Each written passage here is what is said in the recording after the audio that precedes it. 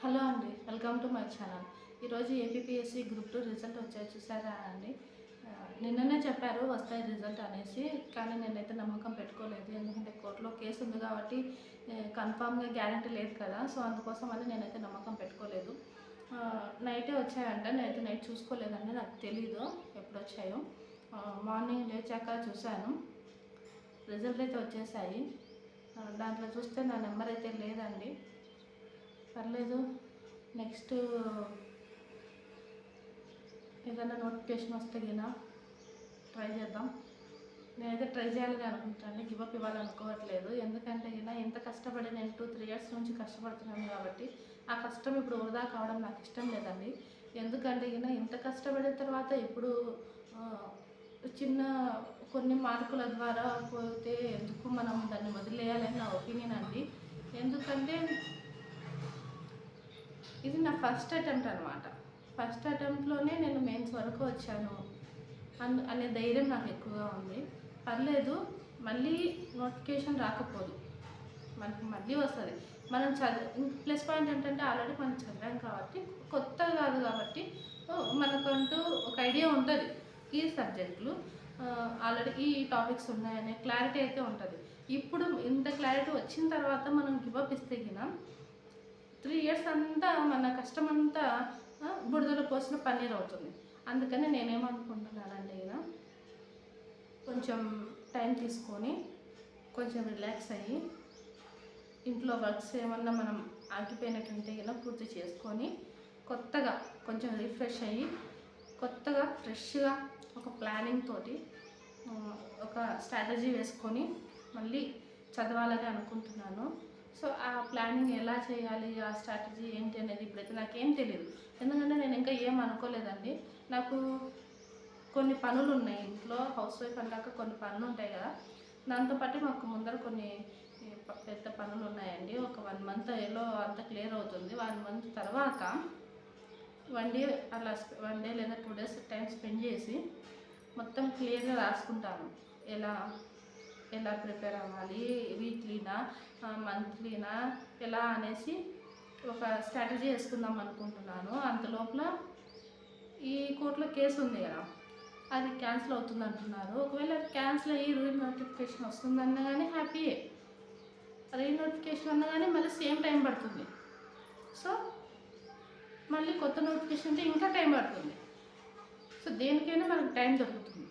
ఈ time waste చేసుకోకుండా నేనేం చేద్దాం అనుకుంటున్నాను అంటే, డైలీ కొంత టైం దీనికి స్పెండ్ చేసి ఎలా ప్లాన్ చేసుకోవాలనేది ఇంకా ఐడియా లేదండి, చేసుకుంటా. మెయిన్స్ ప్రిలిమ్స్ కలిపి చదవాలా, మెయిన్స్ చదివి ప్రిలిమ్స్ చదవాలా, ప్రిలిమ్స్ చదివి మెయిన్స్ చదవాలా చూసి ఏదో ఒకటి ఐడియా వేస్తానండి. ఇప్పటికైతే ఏం ఐడియా లేదు ప్రజెంట్ అయితే.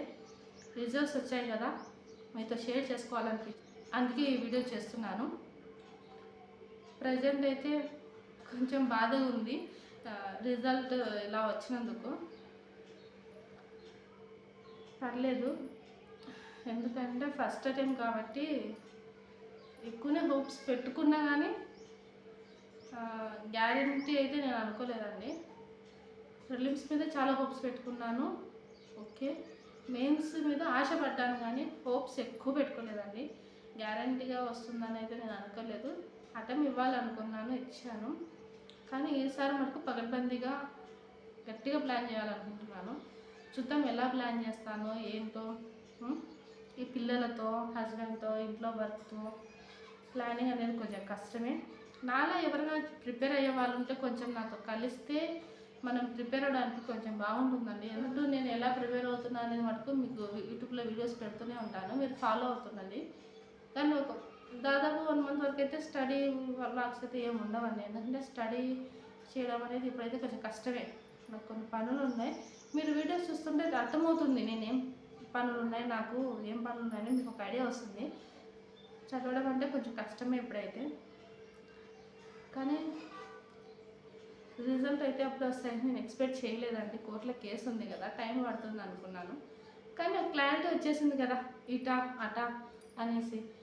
రిజల్ట్ రాకుంటే ప్రిపేర్ అవ్వాలో తెలీదు, ప్రిపేర్ అవ్వకూడదో తెలీదు, బుక్స్ పట్టుకోవాలో తెలీదు, పక్కన పెట్టాలో తెలీదు. సో అందుకే రిజల్ట్ వచ్చి మంచి పని అయింది అనిపిస్తుంది. చూద్దాం, కోర్టులో కేసు ఉంది, అదేమవుతుందో తెలీదు. నాలా ఎవరైనా చదివే వాళ్ళు ఉంటే కన్నా కొంచెం కామెంట్ చేయండి. కొంచెం మనం అందరం కలిసి ఒక గ్రూప్ లాగా ఏర్పడి చదువుదాం అనుకుంటున్నాను. హౌస్ వైఫ్లు ఎవరైనా ఉంటే కన్నా కామెంట్ చేయండి. అది కూడా నెక్స్ట్ గ్రూప్ 2కి ప్రిపేర్ అయ్యే వాళ్ళు ఉంటే కన్నా కామెంట్ చేయండి.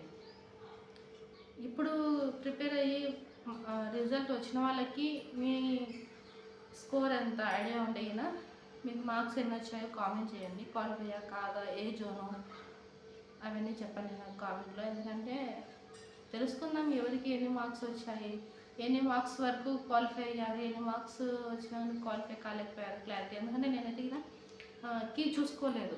కీ చూశాక ఏదో తెలియని ఆందోళన వస్తుంది కదా. 1 year నుంచి నిద్ర లేదు సరిగ్గా. నిద్ర లేకపోను ఇప్పుడే ఎగ్జామ్ అయిపోయింది, కొంచెం రిలాక్స్ అవుదాం అనుకుంటే కీ చూసుకొని మళ్ళీ టెన్షన్ పడ్డాం. ఎందుకని నేనైతే కీ చూసుకోలేదండి. చూద్దాం ఏమవుతుందో. రిజల్ట్ వచ్చాక మన నెంబర్ రిజల్ట్లో ఉంటే ఉంటుంది, లేకుంటే లేదనేసి నేనైతే కీ చూసుకోలేదండి.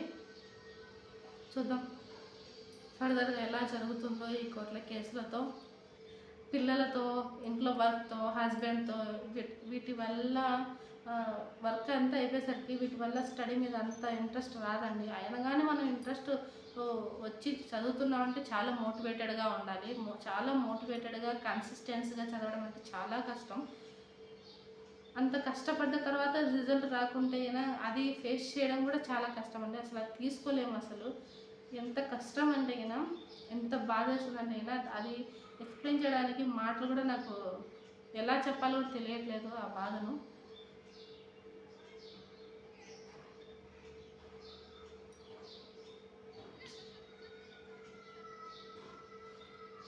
మీరు రిజల్ట్ చూసుకున్నారా అండి? ఎవరైనా ఉంటే కనుక కామెంట్ చేయండి.